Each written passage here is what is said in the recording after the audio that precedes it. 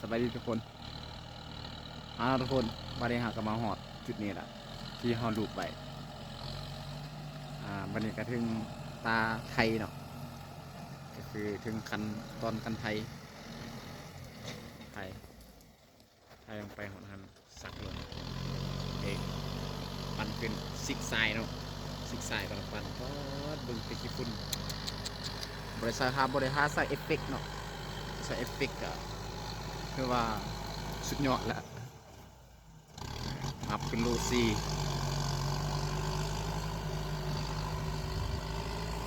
เนี่ยเชียวให้มาแต่วันนี้เนาะแต่พุ่นเดี๋ยวมานะให้มาพี่ตอนนี้ยังบุครึ่งทางนะตอนนี้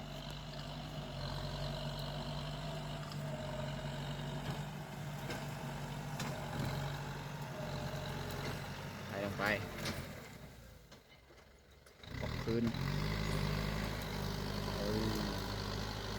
สิดทรายไว้ต้นนี้ให้มันจะย่างมาเบิ่งสายเลยเนาะย่างมาเบิ่งสายต้องกินให้ไล่ก็ห้องให้ไปนี่นี่เห็นป่เราต้องกินให้มันไล่กินให้เกิดขึ้นไป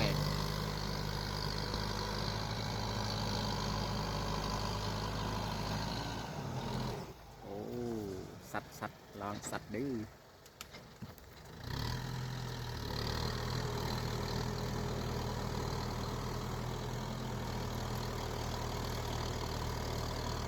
มื่นคัก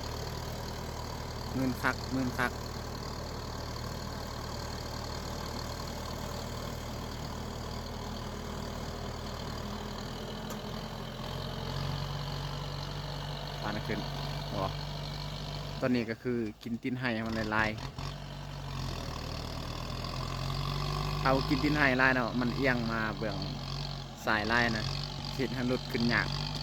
แต่เราก็ต้องพยายามกินตีนไห้มันลายหาตีนไห้มันมาขังสายลาย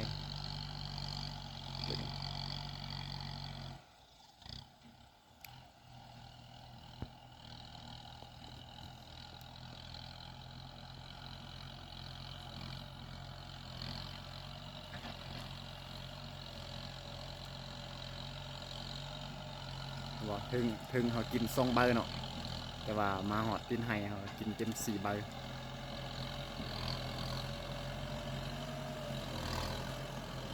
กินไห้หลายหอดตีนแล้วก็คืออยู่วันนี้ลงสะมันมีบอลถูกโอ้ยองโตแหละตอนนี้ขึ้นยากได้นิดนึง